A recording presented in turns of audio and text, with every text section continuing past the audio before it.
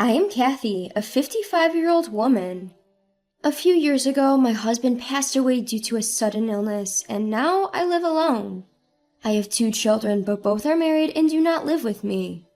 My son has his own family but lives overseas, so I rarely see him, and I don't get to see my daughter much since she got married. I do call my children occasionally, but I've been somewhat worried about my daughter.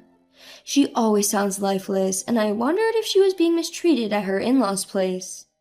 Since getting married, my daughter has been living with her husband's parents, that is, at her in-laws' house. I've never been mistreated by my in-laws myself, but I have friends who have, so I am concerned. Hello, Sarah, are you okay? I sent a package to you recently. Did you receive it? Thank you. Sorry for contacting you late. I've been quite busy. Well, as long as you got it. But Sarah, you sound like you're not doing well. Are you okay over there? Yes, I'm fine. Sorry for making you worry, Mom. Sarah's voice was somewhat faint, almost ghost-like. Come to think of it, I haven't seen her in a while, so I can't confirm her well-being. I became anxious, wondering if she's eating properly or if she's getting enough sleep. As a parent, no matter how old you are, you worry about your children. Even if they are married and have their own family, I think that doesn't change. My late mother worried about me until the very end, so I thought it was normal for me to be concerned. I worry about Sarah to the extent that it's not overprotective or intrusive, but I worry she'll be annoyed. Well, Sarah isn't the type to say such things, so I reached out to her only once in a while. One day, I was going about my regular chores and work just as usual. It was already 8 p.m., and I was thinking about having a cup of tea before heating up the bathtub. That's when the doorbell rang. I wondered who it could be at this hour, and when I opened the door, it was Sarah. She looked more worn out than the last time I saw her. Her hair was a mess, and her cheeks were gaunt, and her wrists visible from her sweater had become very thin, like withered branches. I panicked, wondering why Sarah had ended up like this. Sarah, what happened? Why are you here at this time? And what's with your look? Actually, I haven't been able to buy a single new piece of clothing.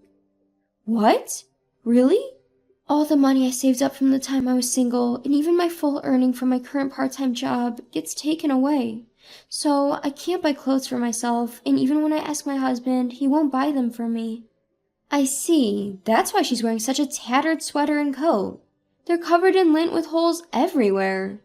Normally, a husband would feel bad seeing his wife dressed like this, but apparently her husband doesn't care. And what does she mean by all of her part-time pay is confiscated? After Sarah got married, she quit her full-time job and started teaching part-time at a tutoring school near her in-laws' place. Seizing her paycheck, that's crossing the line. Also, they told me to keep the budget for groceries under $35. What? That's ridiculous. If I were to go over 35, they threatened to hurt me. I overspent by $5 today and got yelled at by my husband and mother-in-law. That's terrible. Mom, I have a favor to ask. I want to stay somewhere else tonight. Can you lend me $50 for a motel? I'm sure my husband will calm down by tomorrow, and I just want to stay somewhere else tonight. Honey, you don't need to stay at a motel. What a waste of money. And your face is burning red. You probably got a fever. Yeah, I caught a cold. Why don't you stay here for a while? I can take care of you. Really? Thank you. Sarah's face brightened up. I prepared some warm milk for Sarah and let her use my spare room. I had some pajamas that fit her, so I handed them to her and told her to change. She seemed really worn out from cold and fell asleep almost immediately after taking some medicine. Well, it's a relief that it's nothing too serious, but why did it have to come down to this? Kathy said she would get in trouble if she didn't keep their monthly grocery expense under $35, but that's impossible. They're not farmers. They can't grow and get their own vegetables and fruits to keep their budget that low. It made me wonder if they had some sense of basic living expenses. With inflation, prices of goods have been rising, and there's no way $35 is enough for Sarah, her husband, and her in-laws. I trembled with rage thinking about their unreasonable demands and the fact that they're confiscating all of Sarah's part-time pay. The next morning, Sarah got up looking sluggish, but her fever seemed to have gone down a bit. I made her see a doctor just in case, but it turned out to be a common cold. I was relieved it wasn't anything serious. Well, at least it's just a cold, not some troublesome disease. Yeah, there's been a flu going around recently too. But why did they start confiscating your part-time pay? Actually, my mother-in-law keeps insisting that she needs money. Huh?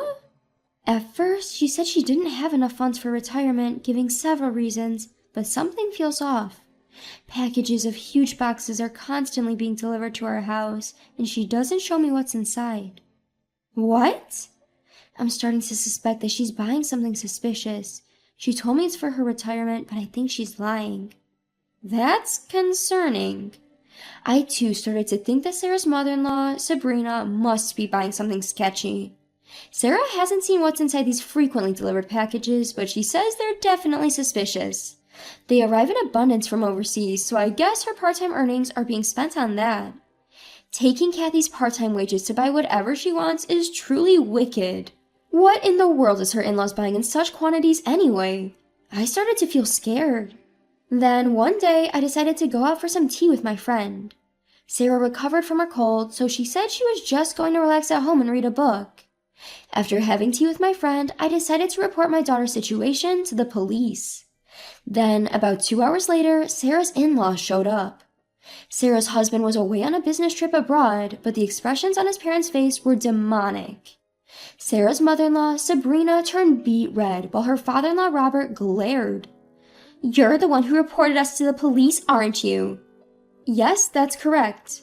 "I'm sure Sarah must have secretly looked into the packages and told you about it, right, honey?" "That's right. It must be because of this chick that the cops are onto us." "No, my daughter said she didn't look inside." "I can't believe that. I'm sure she's trying to set us up. What a wicked daughter-in-law, being nasty and disrespecting her in-laws." "That's right. A daughter-in-law should value her in-laws, and yet this woman just ran out of the house and even ignored our calls. There's no point hiding here."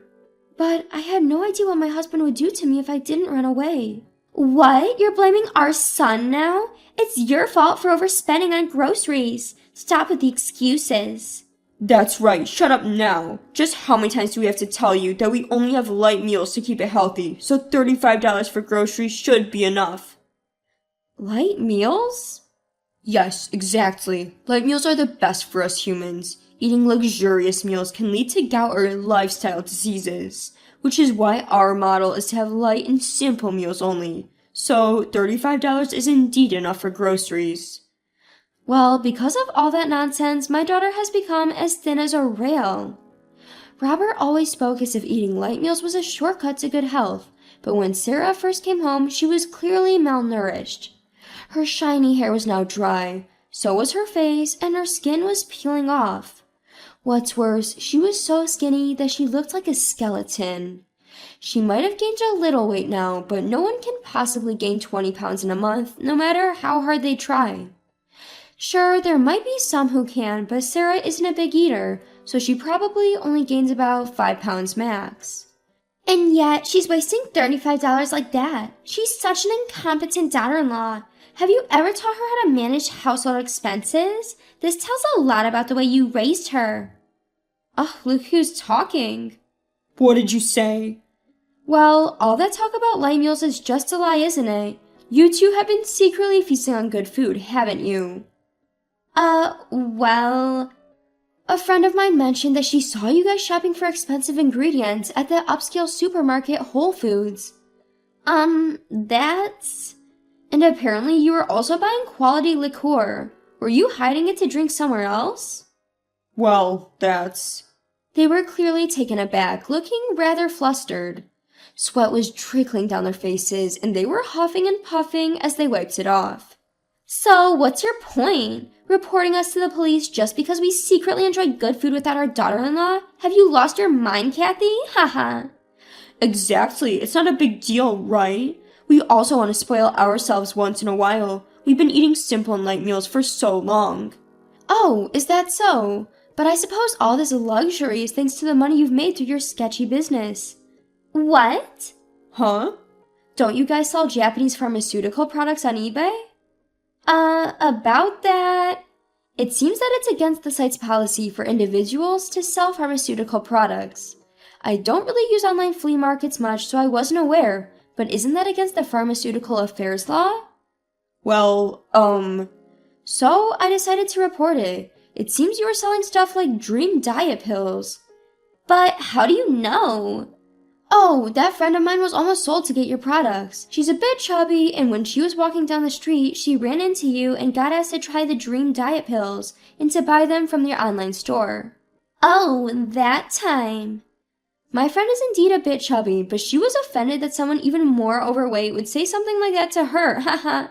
Well, Sabrina, you are indeed quite huge, so... What? What do you mean? Where am I huge? My body's glamorous. Huh, glamorous. Also, Robert, you've got a bit of a belly too. You must be eating and drinking some pretty good stuff. Using our daughter's part-time earnings to buy luxurious produce at the supermarket and profiting off your diet pills to eat even better. This is not fat, it's all muscles. Huh? I got that hard, tight six-pack, right, dear? Yes, that's right. Robert is definitely not overweight, and I still turn heads because I have a nice body too, haha. Sabrina snorted and bragged how she was still considered a good-looking lady. She was very confident in herself, wearing a tight miniskirt. Even in the middle of winter, she didn't wear stockings. I wondered if her bare legs got cold. At that moment, the daughter spoke. Well, you use that glamorous body of yours to get guys, right? Haha. Huh? The other day, I went to the doctor because I had a cold. There was an OBGYN next door, and I saw you going in with a young man. Haha. Hey, that? There's a reason for that.